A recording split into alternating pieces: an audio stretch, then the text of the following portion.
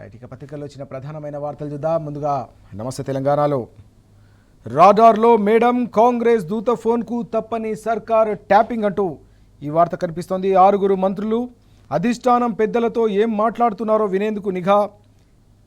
సన్నిహితులు కుటుంబీకుల phone calls కూడా ఎత్తడానికి నేతల జంకు. సిగ్నల్ యాప్ ఫేస్ టైంలోనే మాట్లాడుకుంటున్న ముఖ్యులు అంటూ ఈ ప్రధానమైన వార్త మనకు కనిపిస్తూ ఉంది.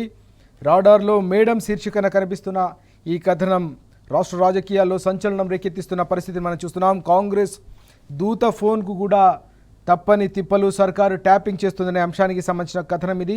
6 మంత్రులు 25 మంది ఎమ్మెల్యేల ఫోన్లకు కూడా దొంగ చెవులు శీర్షికన ఈ వార్త కనిపిస్తోంది. ఏకంగా క్యాబినెట్లో కీలకంగా ఉన్న 6 మంత్రుల ఫోన్లు కూడా ట్యాప్ అవుతున్నాయనే అంశానికి సంబంధించిన కథనం ఇది.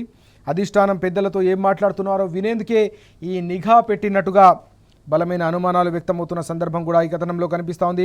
అన్నిటికంటే ముఖ్యంగా సన్నిహితులు కుటుంబ సభ్యుల ఫోన్ కాల్స్ కూడా ఎత్తడానికి కాంగ్రెస్ నేతలు జంకుతున్నారనే అంశం కూడా ఇక్కడ మనకు కనిపిస్తూ ఉంది. సిగ్నల్ యాప్ అలాగే ఫేస్ టైంలోనే మాట్లాడుకునే ప్రయత్నం చేస్తున్నారు తప్ప సాధారణంగా మాట్లాడుకునే పరిస్థితి లేదనే ఆందోళన కాంగ్రెస్ నేతల్లో వ్యక్తమవుతుందనే అంశానికి సంబంధించిన కథనాన్ని మనం చూస్తా ఉన్నాం. కాంగ్రెస్ దూత ఢిల్లీకి సంబంధించిన దూత ప్రధానంగా వారికి కూడా ఈ ఫోన్ ట్యాపింగ్ తప్పడం లేదనే అంశం ప్రధానంగా కనిపిస్తుంది. రాష్ట్రంలో ఏం జరుగుతుందనే అంశాన్ని కేంద్రంలోని వారి పార్టీ అధినాయకత్వానికి నివేదించే సందర్భంలో హైకమాండ్కు నివేదించే సందర్భంలో ఏం మాట్లాడుకుంటున్నారో వినేందుకు అలాగే ఇతర రాజకీయ పరిణామాలు కావచ్చు అనేక రకాల రాజకీయ ఎత్తుగడలకు సంబంధించిన వ్యవహారంలో ఎలాంటి లోపాయికారిగా చర్చలు జరుగుతున్నాయనే అంశాన్ని తెలుసుకునేందుకే ఇదంతా కూడా జరుగుతుందనే అంశం కూడా ఇక్కడ కనిపిస్తోంది. ఈ క్రమంలో ఈ ఫోన్ ట్యాపింగ్కు సంబంధించిన వ్యవహారం ప్రధానంగా కాంగ్రెస్లో పెద్ద ఎత్తున చర్చకు దారితీస్తున్న పరిస్థితి అయితే కనిపిస్తున్నట్టుగా మనం ఈ కథనం ద్వారా తెలుసుకోవచ్చు. ఇక మరో కీలకమైన వార్త కూడా మనకు కనిపిస్తూ ఉంది. 2029లో వచ్చేది సంకీర్ణ సర్కారే అంటూ నిన్న బీఆర్ఎస్ వర్కింగ్ ప్రెసిడెంట్ కేటీఆర్ గారు కుండబద్దలు కొట్టారు. ఆ అంశానికి సంబంధించిన కథనం కూడా మనకు కనిపిస్తూ ఉంది. బీజేపీ కాంగ్రెస్కు 150 మించి సీట్లు రానేరావు. కేంద్రంలో మళ్ళీ ప్రాంతీయ పార్టీలే కీలక భూమిక పోషించే అవకాశం అని కేటీఆర్ గారు స్పష్టం చేశారు. కాంగ్రెస్ బీజేపీ రెండు కూడా బుల్డోజర్ పార్టీలే అని ధ్వజమెత్తిన అంశం కూడా కనిపిస్తుంది. ప్రాంతీయ పార్టీలు ఉన్నంతకాలం ఈ దేశాన్ని ఎవరూ విచ్ఛిన్నం చేయలేరని కూడా ఈ సందర్భంగా కేటీఆర్ గారు స్పష్టం చేసిన అంశం కనిపిస్తూ ఉంది. వచ్చే ఎన్నికల్లో తెలంగాణలో తప్పకుండా గులాబీ జెండా రెపరెపలాడుతుంది. గెలుస్తున్నాం, భారీ విజయాన్ని ప్రజలు అందిస్తారన్న అచంచలమైన విశ్వాసాన్ని కూడా ఆయన వ్యక్తం చేసిన సందర్భం కనిపిస్తోంది. అలాగే ఆ తర్వాత ఇతర రాష్ట్రాలకు కూడా విస్తరిస్తామని నిన్న ది దేశ్ భక్త్ అనే ఛానల్కి ఇచ్చిన ఒక ఎక్స్క్లూజివ్ ఇంటర్వ్యూలో బీఆర్ఎస్ వర్కింగ్ ప్రెసిడెంట్ కేటీఆర్ గారు అనేక కీలకమైన అంశాలను ప్రస్తావించిన సందర్భం మనం చూస్తా ఉన్నాం. ప్రజల కోసం మరింత కష్టపడి పనిచేస్తాం. కాంగ్రెస్ బీజేపీలతో పోరాడుతూనే 2014 అలాగే 2018లో ఒంటరిగా అధికారంలోకి వచ్చినాం. 2023లో కేవలం స్వల్ప తేడా, అది కూడా 1.8% ఓట్ల తేడాతో మాత్రమే ఓడిపోవాల్సిన పరిస్థితి. కానీ ఈ అంశాన్ని దృష్టిలో పెట్టుకుని ఈసారి ఎక్కడా కూడా ఎలాంటి చిన్న పొరపాట్లు కూడా లేకుండా జాగ్రత్త పడుతున్నాం. తప్పకుండా తిరిగి ప్రజల ఆశీర్వాదంతో అధికారంలోకి వస్తామని కేటీఆర్ గారు ఈ సందర్భంగా ఈ ఇంటర్వ్యూలో చేసిన వ్యాఖ్యలు రాష్ట్ర రాజకీయాల్లో కూడా పెద్ద ఎత్తున సంచలనంగా మారుతున్న పరిస్థితి, పెద్ద ఎత్తున చర్చకు దారితీస్తున్న సందర్భం కూడా మనం చూస్తున్నాం. అయితే నిన్న గిఫ్ట్ ఏ స్మైల్ కార్యక్రమంలో భాగంగా తెలంగాణ భవన్లో కేసీఆర్ కిట్లను ఆయన అందజేశారు. అనేక మంది మహిళలకు చిన్నపిల్లలకు కలిపి వారందరికీ కూడా అందజేసిన సందర్భం. ఈ క్రమంలో ఒక పసిపాపతో కేటీఆర్ గారు దిగిన ఫోటో ఐటమ్ కూడా కనిపిస్తోంది. అన్నిటికంటే ముఖ్యంగా కేసీఆర్ కిట్లు వాస్తవానికి కేసీఆర్ గారి హయాంలో ప్రారంభించిన ప్రతిష్టాత్మకమైన పథకం కేసీఆర్ కిట్. ఆ కిట్లు కాంగ్రెస్ అధికారంలోకి రాగానే పూర్తిగా మాయమైపోయిన పరిస్థితి అటకెక్కించిన సందర్భం. ఈ క్రమంలోనే తన పుట్టినరోజు వేడుకలను ఒక ప్రజాసేవకు వేదికగా మార్చాలన్న ఒక ఆలోచనలో గిఫ్ట్ ఏ స్మైల్ కార్యక్రమంలో భాగంగా ఈసారి రాష్ట్ర ప్రభుత్వం ఆపేసిన కేసీఆర్ కిట్లను మరోసారి అందించడం ద్వారా మరోసారి కేసీఆర్ గారి పాలనలో ఎలాంటి సంక్షేమ పథకాల సమాహారం కొనసాగిందో అంశాన్ని కూడా కేటీఆర్ గారు చేసిన ఈ కార్యక్రమం ద్వారా ప్రజలు మరోసారి గుర్తు చేసుకున్న సందర్భం కూడా తెలంగాణ వ్యాప్తంగా మనకు కనిపించింది. ఇక మరో కీలకమైన అంశం ఇక్కడ మనం చూస్తూ ఉన్నాం. కంచె గచ్చిబౌలిపై మారని సర్కార్ అంటూ సర్కారు తీరు ఏమాత్రం కూడా కంచె గచ్చిబౌలి వ్యవహారంపై మారలేదనే అంశానికి సంబంధించిన కథనం ఇది. చెట్ల పునరుద్ధరణపై సుప్రీంకోర్టు హెచ్చరించినా కూడా ఇక్కడ ఎలాంటి చర్యలు లేవు. అడవి పునరుద్ధరణ పనులపైన కూడా నివేదిక ఇవ్వాలనే ఆదేశాలు. ఇప్పటి వరకు ఎలాంటి పనులు చేపట్టిన రేవంత్ సర్కార్ అంటూ ఈ వార్త. కంచె గచ్చిబౌలి విధ్వంసంపై నేడు సుప్రీంలో కీలకమైన విచారణ జరగబోతోంది. ఈ క్రమంలో కంచగచ్చిబౌలికి సంబంధించిన వ్యవహారంపై ప్రపంచవ్యాప్తంగా ఉన్న పర్యావరణ ప్రేమికులంతా కూడా ఆందోళన వ్యక్తం చేసిన సందర్భాన్ని మనం చూసాం. సుప్రీంకోర్టు చాలా స్పష్టంగా చెప్పింది, అక్కడ అడవిని పునరుద్ధరించాలి, చెట్లను నాటాలి, ఏ విధంగానైతే విధ్వంసం చేశారో వాటన్నిటిని కూడా పునరుద్ధరించాలని అత్యున్నత న్యాయస్థానం హెచ్చరించినప్పటికీ కూడా రాష్ట్ర ప్రభుత్వం పక్షాన చర్యలు లేకపోవడం అనేది అందరూ ఆగ్రహం వ్యక్తం చేస్తున్న అంశం. ఈ క్రమంలో మరోసారి దీనిపై సుప్రీంలో విచారణ జరగబోతున్న నేపథ్యంలో సుప్రీం జరుగుతున్న పరిణామాలపై ఎట్లా స్పందిస్తుంది, ఏ విధంగా ఇలాంటి అంశాలు తెరపైకి రాబోతున్నాయి అనేది మనం వేచి చూడాల్సిన అవసరం ఉంది. ఇక మరో కీలకమైన వార్త, రేవంత్ జైలుకి వెళ్లడం ఖాయమంటూ నిన్న బీఆర్ఎస్ సీనియర్ నాయకులు ఆర్ఎస్ ప్రవీణ్ కుమార్ గారు స్పష్టం చేశారు. అంశానికి సంబంధించిన కథనం, ఫోన్ ట్యాపింగ్ కేసులోనే ఆయన అరెస్ట్ అవుతాడు, రాహుల్ ఫోన్ను మానిటర్ చేస్తున్నట్టు అనుమానం, కాంగ్రెస్ బీజేపీ కలిసే ఈ ఫోన్ ట్యాపింగ్ చేస్తున్నాయని నిన్న ఆర్ఎస్ ప్రవీణ్ కుమార్ ధ్వజమెచ్చారు. ఇరు పార్టీల ట్యాపింగ్ ఉదంతంపై విచారణ జరపాలని ఆయన డిమాండ్ చేసిన సందర్భం. అలాగే సిట్పై మాకు నమ్మకం లేదు, ఈ మొత్తం వ్యవహారాన్ని సిబిఐకి అప్పగించాలని కూడా ఆయన డిమాండ్ చేసిన అంశం మనం చూస్తా ఉన్నాం.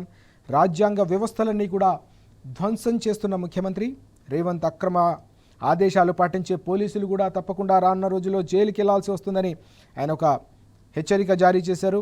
పోలీస్ శాఖ నిర్వీర్యంపై నా రక్తం మరిగిపోతున్నదంటూ ఆయన మండిపడిన సందర్భం. యూనిఫామ్లో ఉంటే మైనంపల్లిని జైల్లో వేసేటోని మీడియా సమావేశంలో ఆర్ఎస్ ప్రవీణ్ కుమార్ ఫైర్ అంటూ ఈ కీలకమైన అంశం కూడా కనిపిస్తూ ఉంది. అలాగే తలసిరిలో తెలంగాణ మేటి అంటూ మరో కీలకమైన వార్త కూడా మనం చూస్తూ ఉన్నాం. వ్యక్తిగత ఆదాయంలో అద్భుతమైన ప్రగతిని కనబరుస్తోంది తెలంగాణ. వాస్తవానికి 10 ఏళ్ల పాటు కేసీఆర్ గారి సారథ్యంలో వేసిన బలమైన పునాదితో వస్తున్న ఫలితాలు ఇవి. కాంగ్రెస్ కొన్ని అత్యంత ప్రతికూలమైన నిర్ణయాలు, ప్రజా వ్యతిరేక నిర్ణయాలు తీసుకున్నప్పటికీ కూడా, అనేక నిర్ణయాలు తీసుకున్నప్పటికీ కూడా బలమైన పునాదిని కేసీఆర్ గారి సారథ్యంలో అప్పుడున్న ప్రభుత్వం వేయడంతోనే వాటికి సంబంధించిన ఫలితాలు ఇంకా కూడా తెలంగాణ అందుకుంటున్న అపూర్వమైన సందర్భం ఇది. ఆదాయంలో దూసుకెళ్తున్న తెలంగాణ పెద్ద రాష్ట్రాలతో పోటీపడి 3వ స్థానం. పార్లమెంట్లో కేంద్ర మంత్రి ప్రకటనతో ఈ వివరాలన్నీ కూడా బయటపడిన సందర్భం కనిపించింది. ఇది కేసీఆర్ ముందు చూపు, బీఆర్ఎస్ నిబద్ధత కలిగిన పరిపాలనకు నిదర్శనమని ఆర్థిక నిపుణులు కూడా మెచ్చుకుంటున్న సందర్భం మనం చూస్తున్నాం. వాస్తవానికి ఇంకా కూడా నిజంగానే బీఆర్ఎస్ మళ్ళీ అధికారంలోకి వచ్చి ఉంటే ఇంకా 3వ స్థానం కంటే కూడా ఇంకా మెరుగైన స్థానంలో ఉండే అవకాశం ఉందనే అంశం కూడా ఇక్కడ మనకు కనిపిస్తూ ఉంది. ఇక అనేక కీలకమైన ఇతర వార్తలు కూడా ఉన్నాయి, వాటిపై కూడా చూద్దాం, వాటికి సంబంధించిన వివరాలు కూడా మనం తెలుసుకునే ప్రయత్నం చేద్దాం. ఒక కార్పొరేట్లు క్విట్ ఇండియా అంటూ మరో కీలకమైన వార్త కూడా మనకు కనిపిస్తూ ఉంది. మోదీ సర్కారుపై రైతన్నల రణగర్జన శీర్షికన ఈ వార్త చూస్తూ ఉన్నాం. దేశవ్యాప్త నిరసనలకు ఎస్కేఎం పిలుపునిచ్చింది. చాలా కీలకమైన అంశం ఇది. వాస్తవానికి స్వేచ్ఛా వాణిజ్య ఒప్పందంపై అమెరికా ఒత్తిడి, అగ్రరాజ్యానికి తలొగ్గుతున్న మోదీ సర్కార్, కేంద్రంపై సంయుక్త కిసాన్ మోర్చా ఆగ్రహం, దశల వారీ ఆందోళనలకు రైతు నేతల నిర్ణయం అంటూ జాతీయ స్థాయిలో ఒక ఉద్యమానికి మరోసారి రూపకల్పన జరుగుతున్నట్టుగా కనిపిస్తోంది. కార్పొరేట్లు ఏవైతే దేశంలోని బీజేపీ అధికారంలోకి వచ్చిన తర్వాత పేటరేగిపోతున్న కార్పొరేట్లు క్విట్ ఇండియా అంటూ సంయుక్త కిసాన్ మోర్చా పిలుపునిచ్చిన సందర్భం. మోదీ సర్కార్పై రైతన్నలో రణగర్జన చేసిన పరిస్థితి కనిపిస్తోంది. దేశవ్యాప్తంగా కూడా ఈ ఉద్యమాన్ని ఉధృతం చేయాలనే అంశాన్ని వారంతా కూడా ప్రస్తావిస్తున్న సందర్భం. అన్నిటికంటే ముఖ్యంగా కూడా ఇందులో వ్యవసాయం అలాగే పాడి, ఈ 2 కీలకమైన రంగాలకు సంబంధించిన వ్యవహారంలో స్వేచ్ఛా వాణిజ్యం కోసం అమెరికా ఒత్తిళ్లు చేస్తోంది. అయితే ఈ ఒత్తిళ్లకు గనక తలొగ్గి కేంద్ర ప్రభుత్వం గనక ఆమోదిస్తే, నిర్ణయం తీసుకుంటే పూర్తిగా దేశంలో స్వేచ్ఛా వాణిజ్యం పేరిట కార్పొరేట్ శక్తులు మరింతగా పేటరేగిపోయి పూర్తిగా ఇతర వ్యవస్థలను ఏవైతే ఉన్నాయో, గ్రామీణ ఆర్థిక వ్యవస్థలను కావచ్చు, గ్రామీణ ఉపాధి వ్యవస్థల్ని, వ్యవసాయం అలాగే పాడి రంగాలను పూర్తిగా చిన్నాభిన్నం చేసి అంత వ్యవస్థ అంతా కూడా కార్పొరేట్ చేతులకు వెళ్ళే పెను ప్రమాదం పొంచింది. ఈ క్రమంలోనే గతంలో ఢిల్లీలో జరిగిన రైతు ఉద్యమం తరహాలోనే మరో ఉద్యమానికి శ్రీకారం చుట్టే దిశగా సంయుక్త కిసాన్ మోర్చా ఆలోచన చేస్తున్నట్టుగా కనిపిస్తుంది. ఇది ఎలాంటి పరిణామాలకు రానున్న రోజుల్లో దారి తీయబోతుందో మనం చూడాల్సిన అవసరం ఉంది. వారు ఇచ్చిన పిలుపు కూడా చాలా పవర్ఫుల్గా ఉన్న పరిస్థితి. కార్పొరేట్లు క్విట్ ఇండియా అంటూ ఇచ్చిన పిలుపు ఏదైతే ఉందో ఆ నినాదంలో కూడా చాలా బలం కనిపిస్తున్న అంశం. ఈ క్రమంలో ఏం జరగబోతుందనేది మాత్రం కంపల్సరీగా వేచి చూడాల్సిన అవసరం ఉంది. ఇది కేవలం ఒక రాష్ట్రానికి, ఒక పంజాబ్కో హర్యానాకు సంబంధించిన అంశం కాదు. వారు చేపడుతుంది స్వేచ్ఛా వాణిజ్యంతో దేశంలోని పూర్తిగా వ్యవసాయం అలాగే పాడి పరిశ్రమలు, ఇతర రంగాలన్నీ కూడా కార్పొరేట్ గుప్పిట్లోకి వెళ్లే పెను ప్రమాదం పొంచి ఉన్న నేపథ్యంలో దేశంలోని రైతన్నలు కూడా పూర్తిగా, అలాగే పాడి పరిశ్రమపై ఆధారపడే ప్రజలంతా కూడా సంఘటితంగా ఒక తాటిపైకి వచ్చే అవకాశం ఉన్న కీలకమైన సమస్య, సవాల్ ఇది. ఈ క్రమంలో ఇది అత్యంత కీలకంగా మనకు కనిపిస్తూ ఉంది. అలాగే మరొక కీలకమైన వార్త కూడా మనం చూడొచ్చు. లక్షలాది కంపెనీలకు తాళం, మోదీ హయాంలో ఏకంగా మూతపడిన సంస్థలు 6.25 లక్షలపైనే అంటూ ఈ వార్త. Small and medium scale industries ఎంఎస్ఎంఈలు స్టార్టప్లకు కష్టంగా మారిన మనుగడ, ప్రభుత్వ రంగ సంస్థలు కూడా నష్టాల ఊబిలోకి, బలహీనపడుతున్న కీలక రంగాలు అంటూ ఓవైపు కార్పొరేట్కు సంబంధించిన సంస్థలు కాసుల వర్షం కురిపిస్తూ ఉంటే మరోవైపు ఎంఎస్ఎంఈలు మాత్రం ఇంత భారీ స్థాయిలో దాదాపు 6.5 లక్షల ఎంఎస్ఎంఈలు మూతపడ్డాయంటే అందులో పనిచేస్తున్న ఉపాధి అవకాశాలు అవుతుందో వారందరూ కూడా రోడ్డున పడిన పరిస్థితి. వాస్తవానికి అత్యధికమైన ఉపాధి అవకాశాలు కల్పించేదే ఎంఎస్ఎంఈ రంగం. పెద్ద కంపెనీల్లో కేవలం పూర్తిగా మిషనరీ ఉంటుంది, అక్కడ అవకాశాలు కూడా చాలా తక్కువ ఉంటాయి ఉపాధి అవకాశాలు.